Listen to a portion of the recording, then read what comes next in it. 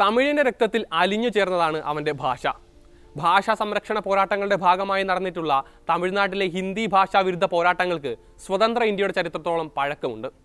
Secondary ക്ലാസ്സിൽ ഹിന്ദി പഠനം നിർബന്ധമാക്കിയ 1937 മദ്രാസ് സർക്കാരിന്റെ തീരുമാനത്തിൽ തുടങ്ങി ഇപ്പോൾ നരേന്ദ്രമോദി സർക്കാരിന്റെ ദേശീയ വിദ്യാഭ്യാസ നയത്തിൽ എത്തി നിൽക്കുകയാണ് ഈ പോരാട്ടം.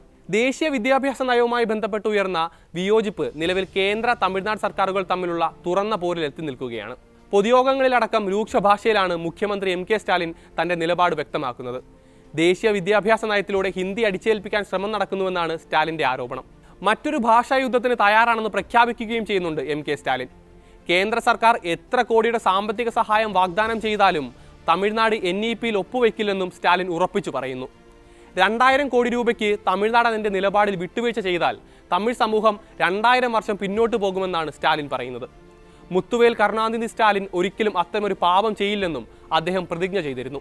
വിദ്യാഭ്യാസ നയത്തിന്റെ ഭാഗമായ ത്രിഭാഷാ ഫോർമുല അംഗീകരിക്കാൻ തമിഴ്നാട് തയ്യാറാവണമെന്നും അല്ലാത്ത പക്ഷം ഫണ്ടുകൾ അനുവദിക്കില്ലെന്നുമുള്ള കേന്ദ്ര വിദ്യാഭ്യാസ മന്ത്രി ധർമ്മേന്ദ്ര പ്രധാന്റെ നിലപാടുകളായിരുന്നു പുതിയ വിവാദങ്ങൾക്ക് തിരികൊളുത്തിയത്.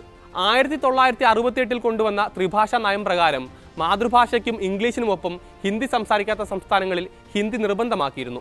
ഇതിനെതിരെ തമിഴ്നാട്ടിൽ അന്ന് തന്നെ വലിയ പ്രതിഷേധവും ഉയർന്നിരുന്നു. എന്നാൽ 2020 ദേശീയ വിദ്യാഭ്യാസ നയത്തിൽ ഹിന്ദി നിർബന്ധമാക്കുന്നില്ലെങ്കിലും ഒളിച്ചു കടത്താനുള്ള പദ്ധതിയാണ് നടക്കുന്നതെന്നാണ് തമിഴ്നാട് ആരോപിക്കുന്നത്. 1937 C രാജഗോപാലാചാരി മദ്രാസിന് മുഖ്യമന്ത്രിയായിരുന്നപ്പോഴാണ് ആദ്യമായി ഹിന്ദി വിരുദ്ധ പ്രക്ഷോഭം തമിഴ്നാട്ടിൽ അരങ്ങേറുന്നത്. ജസ്റ്റിസ് പാർട്ടിയായിരുന്നു അന്ന് ആ പ്രക്ഷോഭങ്ങൾക്ക് നേതൃത്വം നൽകിയത്. സെക്കൻഡറി സ്കൂളുകളിൽ ഹിന്ദി നിർബന്ധിത വിഷയമാക്കിയതിനെതിരായ പ്രക്ഷോഭത്തിൽ ജീവൻ നഷ്ടമായ തലമുത്തു, നടരാജൻ എന്നീ യുവാക്കൾ പിന്നീട് തമിഴ്നാടിന്റെ ഹിന്ദി വിരുദ്ധ പ്രക്ഷോഭത്തിന്റെ ചിഹ്നമായി മാറുകയും ചെയ്തിരുന്നു. പിന്നീട് 1960കളുടെ പകുതിയിലും തമിഴ്നാട്ടിൽ ഹിന്ദിക്കെതിരായ പ്രതിഷേധങ്ങൾ അരങ്ങേറിയിരുന്നു. അന്ന് ഭരണത്തിലുണ്ടായിരുന്ന കോൺഗ്രസിന് പിന്നീട് തിരിച്ചു വരാൻ കഴിയാത്ത തരത്തിലുള്ള പരാജയത്തിന് പിന്നിൽ ആ ഹിന്ദി വിരുദ്ധ പ്രക്ഷോഭമായിരുന്നു. ഇപ്പോൾ ഭാഷാ ചർച്ച ചൂടുപിടിക്കുന്നതിനിടെ തമിഴ്നാട്ടിൽ പ്രതിഷേധങ്ങളും കടുത്തു വരികയാണ്.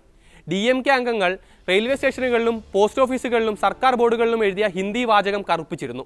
തമിഴിനുമേൽ ആധിപത്യം സ്ഥാപിക്കാൻ മറ്റൊരു ഭാഷയും അനുവദിക്കില്ലെന്നാണ് സ്റ്റാലിൻ പറയുന്നത്. അതേസമയം ഒന്നിലധികം ഭാഷകൾ പഠിക്കുന്നത് വിദ്യാർത്ഥികൾക്ക് ഗുണം ചെയ്യുമെന്നാണ് BJPയുടെ വാദം. യുവാക്കളുടെ ഭാവിയെ കരുതി രാഷ്ട്രീയ ഭിന്നത മാറ്റിവെച്ച് സഹകരിച്ച് പ്രവർത്തിക്കണമെന്നാണ് കേന്ദ്ര വിദ്യാഭ്യാസ മന്ത്രി ധർമ്മേന്ദ്ര പ്രധാൻ സ്റ്റാലിനോട് ആവശ്യപ്പെട്ടത്.